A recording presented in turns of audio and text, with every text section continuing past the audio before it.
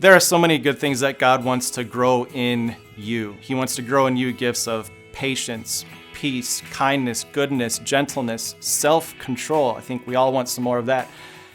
But the thing is this, when you look at your life, you might look at certain areas and ask the question, well, if God wants to grow this in me, why don't I see more of it?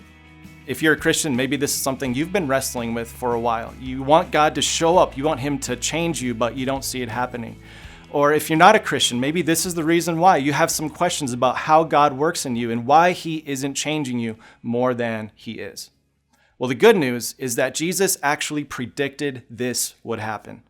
One day He was telling a parable or a story that gives us a supernatural view of what's going on when God wants to change you, when He wants to grow you, but nothing is actually happening. So this is a story that He told, a parable He told. It's in Matthew chapter 13. It goes like this. A farmer went out to sow his seed. As he was scattering the seed, some fell along the path, and the birds came and ate it up. Some fell on rocky places where it did not have much soil.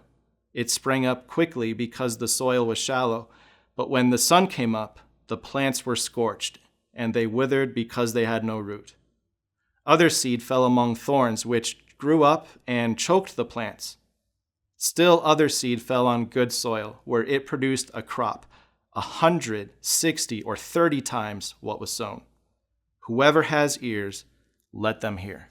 And it's in this parable that Jesus gives us a picture, a view of what's going on when God wants to grow something in you, but something is preventing it.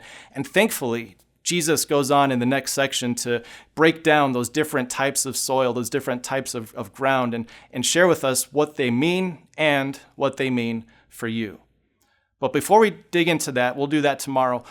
What I want to do is plant in you a truth, an idea that I pray gives you hope throughout this series. You see, when Jesus told this parable about the farmer sowing seed, He didn't tell this to give you a bunch of guilt or shame over how you haven't grown in the past.